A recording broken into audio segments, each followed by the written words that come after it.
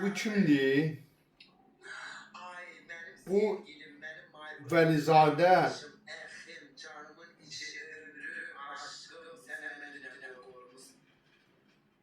bu Vəlizadənin canlısına baxıram.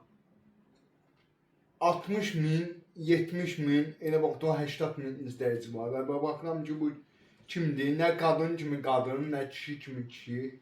Niyə bu qədər mənəviyyatımız korlanıb? Biz nədən önəmli insanlara qulaq asıb, önəmli şeyləri öyrənməkdənsə, özü dayanmadan canlısında hədiyyələr gəlir və bir şirin qiyməti 600-700 manatdır. Bir canlıdan 5-6 dənə şir gəlir. Və dayanmadan hədiyyələr gəlir və takipçilərdə çox imkanlar. Bu nədən irəli gəlir? Səbəb nədir? Onlar takip edən çox imkanlı adamlardır. Onlar hər bir zövqdən keçiblər. Və artıq insanda o qədər zövq yaşayanda haram pullarla və o zövq artıq belə şeylərdən də zövq almağa səbəb olan günahlar və xətalar yaradır.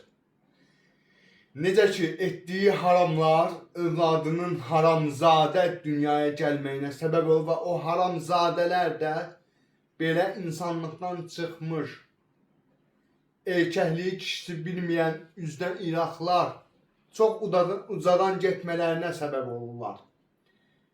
Mən buradan bu narkotiklərlə mübarizəni aparan Nail Kəmərliyə ən qorxulu, respublikada ən qorxulu bu üzdən iraqlardır.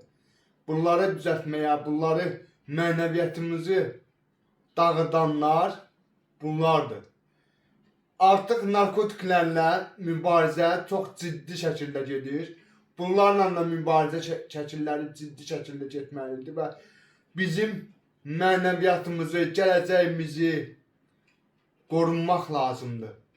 Belə insanlardan təmizləməklə. Yoxsa TikTok'dan istifadə edən övladlarımız, gələcək nəsillərimiz, Z nəsillərimiz bunlara baxıb örnək götürəcək və çox pis olacaq bizə.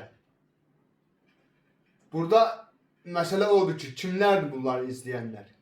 Onlara desən ki, sənin övladın da belə olsun, razılaşarmı? Sizcə razılaşarmı?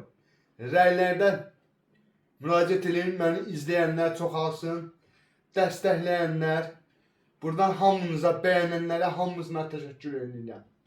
Çox sağ olun ki, ən azı 30-31 nəfərə görə video çəkirəm, yoxsa mənim bir marağım yoxdur. Universal TikTok, universal, bahalı hədiyyələr, şirlər üzdən iraqlara gəlir. Allahın salamı, xeyir, bərəkət olsun hər birinizə.